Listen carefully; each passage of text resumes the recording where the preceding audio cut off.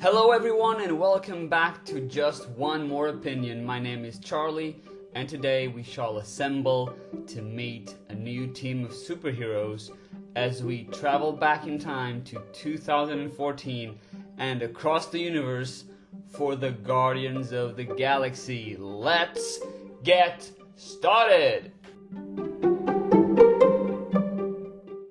Okay, we have lots to talk about today, but before we get started, I have to quickly say what I was feeling in 2014 as I stepped into the movie theater to watch this new Marvel film. I went into the movie not knowing a goddamn thing about any of the characters and came out crying "We Are Groot" for over a week. That's how fresh and powerful the story of Misfits was. Yes, it was a gamble, a risk to introduce a B-level super team on the big screen. But once again, Feige and Marvel didn't disappoint and gave us a hilarious, action-packed, and emotional ride with a bunch of quote-unquote losers. Where should I start? Everything is new with this one. James Gunn, the director, brought some color to the franchise with his unique style, and also we have a great soundtrack with the awesome Mix Volume 1 cassette, lots of classics, and a fundamental piece of the Guardians movies, for sure. The casting is also, in my opinion, splendid. The ensemble is very unique, as each character is very different from each other, and they add something new to the story. Our main hero, Peter Quill, played by bulky Chris Pratt, is funny and goofy, a type of protagonist we haven't seen before in these movies. Zoe Saldana as Gamora is this badass intergalactic assassin with enormous skill and also regret. We have Rocket and Groot, voiced by Bradley Cooper and Vin Diesel, respectively. And I gotta say, sometimes I forget that these actors are voicing these humanoid characters. It's crazy, especially with Cooper. The guy has so much range in what he does, in general, and with Rocket, too. I love it. And then we have Drax, played by WWE superstar Dave Bautista. Most of you don't know this, but when I was 9 and 10, I started getting really into WWE and followed it for over 7 years. Right now I am not really interested in it anymore now with the storylines they've been pushing. But there was a time when I preferred WWE over Marvel. And to see this wrestler who I'd known for over 5 years appear in my favorite cinematic franchise and kill it as this beast, this sort of naive assassin that added so many comedic moments to the film, I was really bewildered, shocked by his performance. I mean, so freaking funny. Truly a breakout role for Bautista. Yeah, some of his lines are just so good. As secondary characters, we have Michael Rooker as Yondu, who will have a more prominent role in Guardians of the Galaxy Volume 2.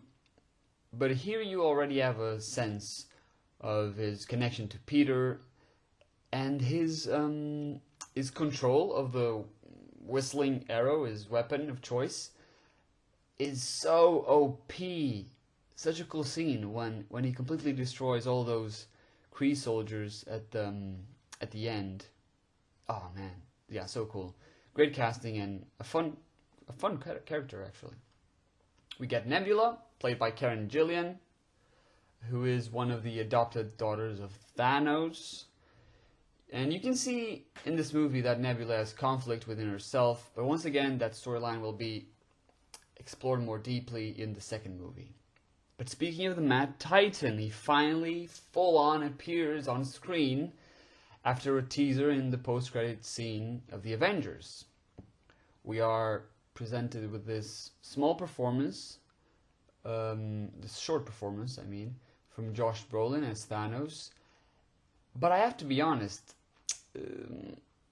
it caught me off guard, yes, but not really in a positive way. There was no real spectacle regarding his appearance, and you have to have that with this character, I think. He shows up kind of out of the purple, and we get 1 minute of him talking to Ronan the Accuser, and that's just it. So I wish they had kept him in the shadows until Infinity War, because his appearance in that movie was much better than in this one, in my opinion, of course. And speaking of Ronan, he is this movie's big bad, played by Lee Pace. He is a Kree fanatic, loyal to his people and his cause, but really, he only wants more power and to breed destruction in Xandar, home to the Nova Corps. So once more, we have a rather two-dimensional villain with ordinary, hollow motives. And I'd say one of the least memorable antagonists in the MCU, I'm afraid. But okay, let's go through the plot now, so let's start from the beginning. We meet a young Peter Quill on Earth, and he's feeling terribly sad for some reason. It seems as though to relax him when he listens to some music on his Walkman. But then his grandfather comes and gets him, and that's when we find out that his mother, Meredith, is very sick and on the verge of passing away. And right out of the bat, we are dealt this very brutal, painful human moment of losing a loved one at an early age. And just like that, Peter is whisked away by an alien ship, something that could be seen as a trope for I don't know, 80s, 90s alien movies. But yeah, we fast forward in time to meet adult version of Peter on the surface of a desolate planet, and we get that marvelous, funny scene of him dancing with the sound of some classic tunes. And in some ways, this scene helped to set the tone for the whole movie, and it prepped the audience. It told us what kind of movie it was going to be. But the contrast between this sequence and that first one with Meredith Quill's death, it tells us two things. First, this goofy guy jumping around and dancing, grabbing little aliens and using them as microphones. This goofy guy has a troubled past, having lost his mother and his home in a couple of minutes. But he seems to be voluntarily denying it. That's the second thing. Because he has not made any attempt to go back to his home planet. And he hasn't even opened his mother's last gift. Nor has he read her letter. Because the emotional weight of that present, of those few last words, will take back Peter to a world of suffering and loss. And now he is literally trillions of miles away from all that, and nothing to remind him of his earthly origin. Quill just gets by as a space thief with his self-given codename Star-Lord. And here on this planet, he is on a mission to retrieve an object called the Orb, but he quickly finds himself in danger as he is confronted by a dozen Kree soldiers who work for someone called Ronan. Quill escapes by use of some cool gadgets and his blasters, but when he reaches the point of sale, he is met by Gamora, daughter of Thanos, who wants the orb as well, and both are stopped by Rocket and Groot, who want to cash in for the bounty on Quill, put out by an angry Yondu. The four characters clash with each other and then are stopped by the Nova Corps and imprisoned. And leading the society, I didn't mention this before, is another character, Nova Prime, played by Glenn Close. And even though her role is minimal, Close is convincing enough as this peace-seeking leader.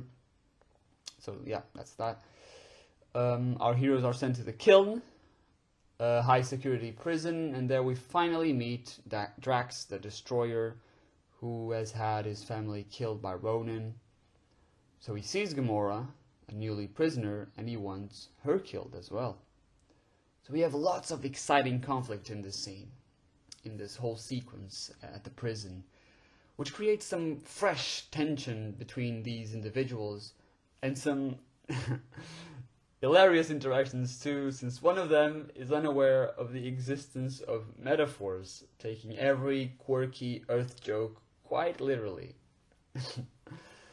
But despite all the bad blood between them, all 5 of our protagonists team up to escape the Kiln and sell the orb to an interested party. The escape is quite awesome, especially Rocket and Groot's team-up moves. And I have to admit that the CGI is fantastic for both characters. There was not one moment when I felt it looked bad or weird. So, props to that. So the team escapes the prison and travels to Nowhere, a mining station inside the severed head of an ancient celestial being. Now, I wonder if the Eternals movie will reference or explain this occurrence, but oh well, still a year to go to find that out, I guess. We could have had it last month, but life happens, right? Anyway. And there, in Nowhere, we meet the Collector once more, last seen in the post-credit scene for Thor: The Dark World. Tanalir Tivan, as he's called, wants to buy the orb from the team because, as he explains, it is one of the 6 Infinity Stones. And that scene with the reveal, oh my god, chills and excitement running through my body from my head to my feet. Just incredible. Damn. Anyway, an accident happens when the Collector's assistant touches the Power Stone, and our heroes leave Nowhere with the orb so they can bring it to the Nova Corps, where maybe it can be contained, now that they know what the orb actually had inside of it.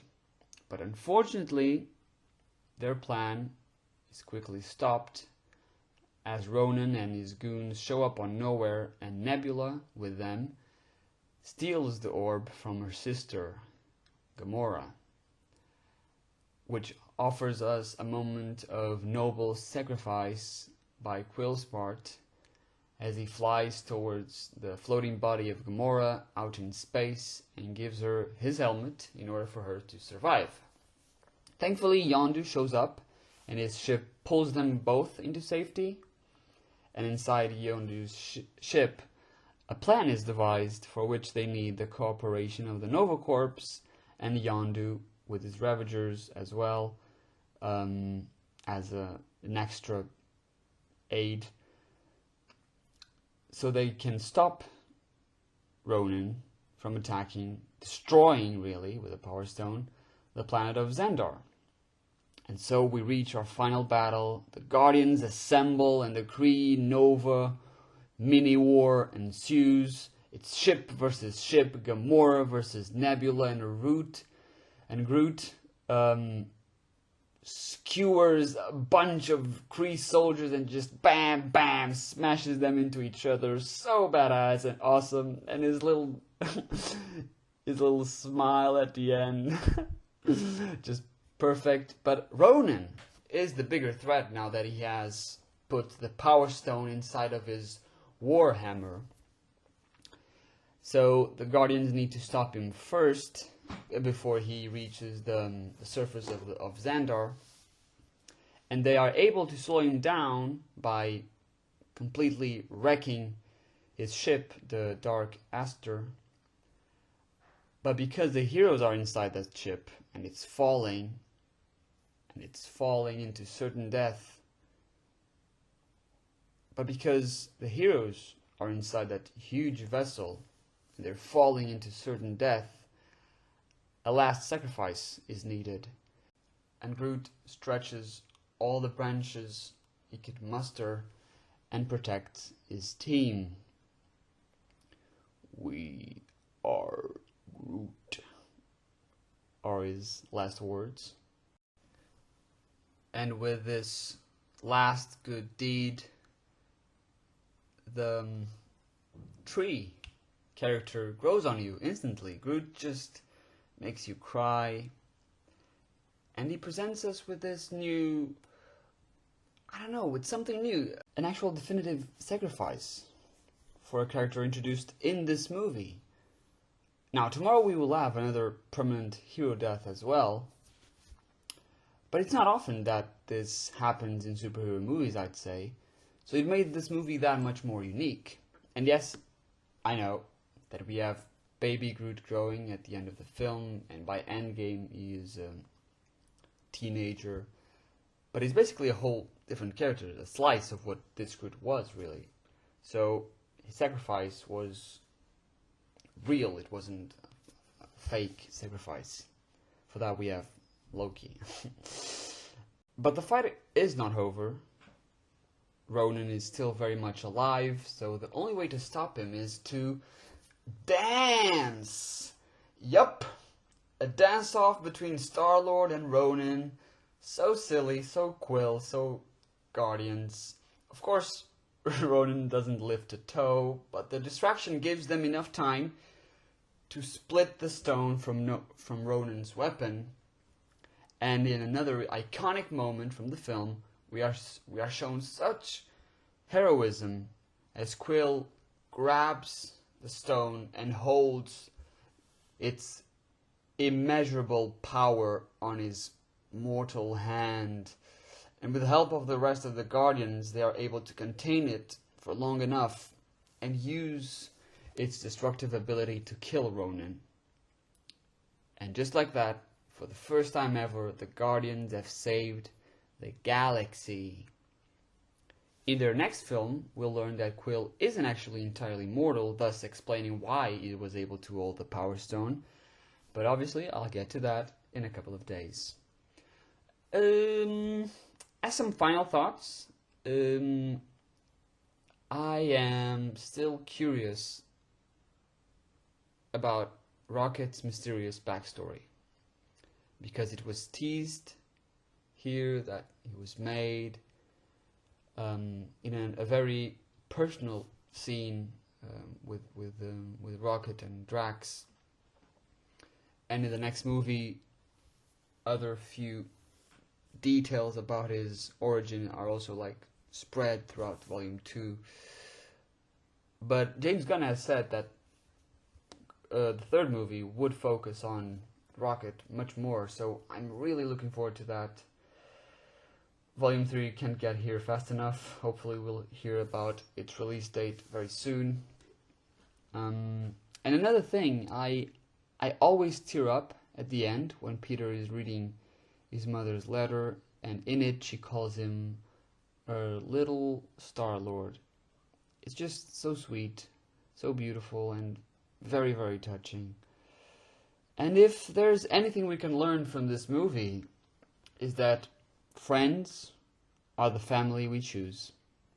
I know, very cheesy, but also very, very true. Because a band of misfits and losers together were able to save the galaxy. I'll give this one a 9 as an MCU film, and an overall an 8. This is just a great new addition to the Marvel Cinematic Universe. It took us to some exciting new parts, locations, and we were able to explore a new set of characters with very different personalities from what we are used to. Guardians of the Galaxy was a very pleasant surprise for everyone who had no idea who these characters were, and I have to take my hat off to Marvel for, once again, knowing damn well what they're doing. And we have reached the end of the episode, my friends. Tomorrow we'll look at yet another team-up MCU movie as we reunite with the Avengers for Age of Ultron. I hope you enjoyed this one and the series as a whole. I will see you tomorrow. Bye!